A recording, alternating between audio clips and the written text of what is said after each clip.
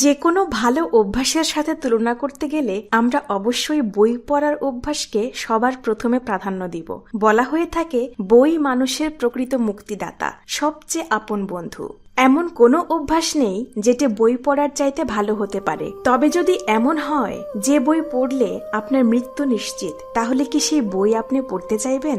এই পৃথিবীতেই এমন কিছু বই রয়েছে যে বইগুলো আপনি দুঃস্বপ্নেও পড়তে চাইবেন না। অভিশপ্ত এই বইগুলো এতটাই ভয়ঙ্কর যে এগুলোকে ভ্যাটিকান সিটির গুপ্ত কক্ষে খুবই সুরক্ষিতভাবে আটকে রাখা হয়েছে, যেন কেউ কখনো এই বই সম্পর্কে জানতেও না পারে। মানুষ জন্ম থেকেই ক্ষমতালোভী হয়। তারা এই পৃথিবীর সমস্ত শক্তিকে নিজে পরিচালনা করতে চায়। তারা আকাশ পাতাল মহাশূন্য সম্পর্কে জেনেও খুশি থাকতে পারেনি। শয়তানকে বশে এনে অতি প্রাকৃত শক্তিকে কাজে লাগিয়ে ক্ষমতা লাভের আশায় তারা অভিশাপ ডেকে এনেছে পৃথিবীতে। কালো জাদু, মায়াবিদ্যা, ডাকিনী বিদ্যার মতো ভয়ঙ্কর ব্ল্যাক ম্যাজিকের চর্চা করে বহু বই তারা লিখেছে এবং সংগ্রহও করেছে। সে সমস্ত অভিশপ্ত বই নিয়ে আজকের পর্বে আলোচনা করতে চলেছি, যেগুলোর অভিশাপে অনেক মানুষ মৃত্যুর স্বাদ গ্রহণ করতে বাধ্য হয়েছে। আমি নিশ্চিত আজকের এই পর্বের প্রতিটি সেকেন্ড আপনাকে শিউরে উঠতে বাধ্য করবে। তো চলুন রহস্যের জগতে প্রবেশ করা যাক।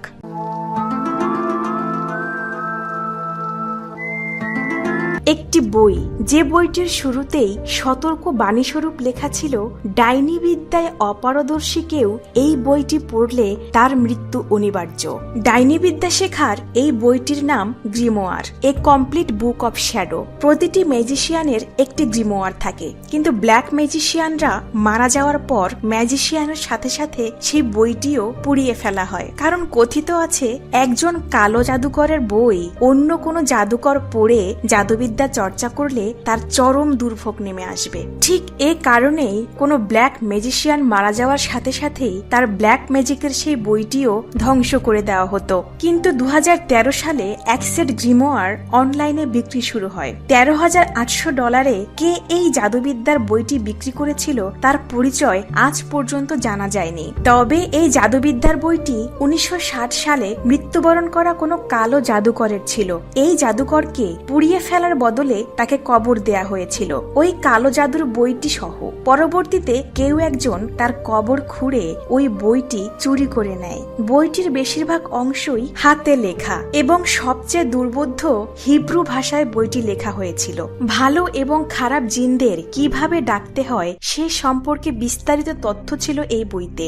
বুক অব সয়োগা, এই বইটি সম্পর্কে জানার আগে সয়োগা সম্পর্কে জানা উচিত। ল্যাটিন শব্দ সয়োগা মানে হলো এমন জিনিস যা হত্যা করে। এজন্য ল্যাটিনে এই বইটিকে মৃত্যু নামেও ডাকা হয়। সবাই ধারণা করেছিল 1600 সালে লিখিত এই বইটি কালের বিবর্তনে হারিয়ে গেছে, কিন্তু সবাইকে অবাক করে দিয়ে 1990 সালে ব্রিটিশ লাইব্রেরিতে একজন লাইব্রেরিয়ান এই বইটির 2টি পাণ্ডুলিপি খুঁজে পান। পুরো বই জুড়ে রয়েছে শুধু কোড। যতদূর জানা গেছে ছক আকারে লিখিত এই বইয়ের কোডগুলো কিছু ভয়ঙ্কর হিডেন মেসেজ বহন করে। জন ডি নামের একজন বিখ্যাত গ্রিক দার্শনিক এই বইটির একটি পাণ্ডুলিপি নিয়ে গবেষণা করেন। তিনি গবেষণা করার সময় অজানা কোনো কারণে খুব বেশি হতাশাগ্রস্ত হয়ে পড়েন এবং বারবার আত্মহত্যারও চেষ্টা করেছিলেন। তিনি বুঝতে পারেন আধ্যাত্মিক শক্তি ছাড়া এই বইটির কোড ডিকোড করা সম্ভব নয়। তাই তিনি গ্রিকদের দেবতা ইউরিথকে ধ্যানে ডাকতে থাকেন। কথিত আছে তিনি তার দেখাও পেয়েছিলেন। সেই অপদেবতা বা শয়তান তাকে এই বই সম্পর্কে তথ্য দিয়েছিলেন। এই বইটি শয়তানের লেখা এবং অ্যাডাম অর্থাৎ আদম স্বর্গ থেকে বিতাড়িত হওয়ার সময় শয়তান মানুষকে বিপথে আনতে এই বইটি পৃথিবীতে পাঠায়। এরকম অদ্ভুত কিছু তথ্য বইটি সম্পর্কে দেয়ার 6 মাসের মাথায় জন ডি খুব রহস্যজনকভাবে মৃত্যুবরণ করেন। এরপর থেকে যে এই বইটি নিয়ে গবেষণা করেছেন সে 6 মাস থেকে 1 বছরের বেশি বাঁচেনি। আর তাই এই বইটি এখন ছুঁয়ে দেখারও সাহস অনেকেরই হয় না। এখন যে বইটির কথা বলতে চলেছি, এই বইটির সতর্কবাণী গা শিউড়ে দেবে আপনার। সতর্কবাণীতে বলা হয়েছে, ভয় এবং প্রতিদান ছাড়া এই জ্ঞান অর্জন করা অসম্ভব। তাই যে ব্যক্তি এই বইটি পড়বে তাকে প্রতি রাতে শয়তানের ভয়ঙ্কর সাক্ষাৎকার করার সাহস থাকতে হবে, অবর্ণনীয় কষ্ট এবং ভয়ঙ্কর মৃত্যুর জন্য প্রস্তুত থাকতে হবে। The book of secret magic of Abramelin the মেজ।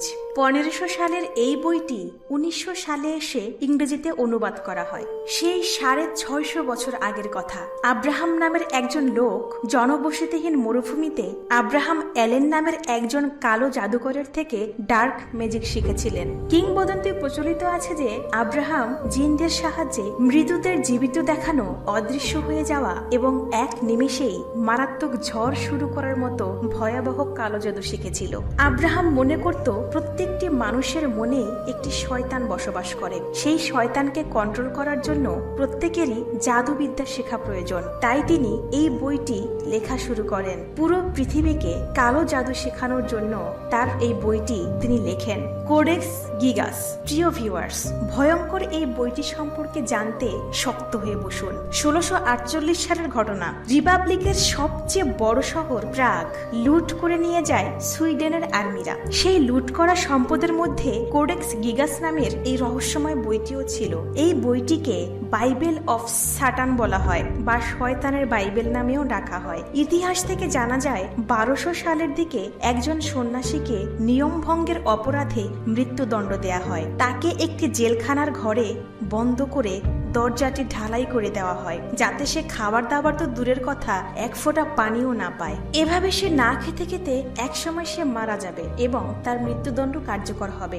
মারা যাওয়ার আগে সন্ন্যাসী নিজের জ্ঞান সবার মাঝে ছড়িয়ে দিতে চেয়েছিল, আর তাই ক্ষুধা তৃষ্ণা নিয়ে কোডেক্স গিগাসের বইটি লেখা শুরু করে। কিন্তু বইটি শেষ করার আগেই তিনি মারা যায়। মারা যাওয়ার আগে বইটির কাজ শেষ করার উদ্দেশ্যে তিনি শয়তানকে ডাকে। নিজের জীবনের বিনিময়ে সে বইটি লেখার কাজ সম্পূর্ণ করতে চেয়েছিল এবং সত্যি সত্যি এই ভয়ানক বইটি লেখার কাজ শেষ হয়েছিল শয়তানের হাতেই। পুরো বইটি ছিল 320 পৃষ্ঠা, কিন্তু বর্তমানে সবচেয়ে মূল্যবান শেষ 10 পৃষ্ঠা রহস্যজনকভাবে হারিয়ে গেছে। বলা হয়ে থাকে শেষ 10 পৃষ্ঠায় নাকি শয়তানের নিজের অবয়ব পর্যন্ত এঁকেছিল। বন্ধুরা, আজকে এ পর্যন্তই। আজকের ভিডিও কেমন লাগলো অবশ্যই আমাদের কমেন্ট করে জানাবেন। আপনি যদি রহস্যগৃহ চ্যানেলে নতুন হয়ে থাকেন অবশ্যই চ্যানেলটিকে সাবস্ক্রাইব করে দেবেন। বেল আইকনটি প্রেস করতে ভুলবেন না। দেখা হচ্ছে পরের ভিডিওতে।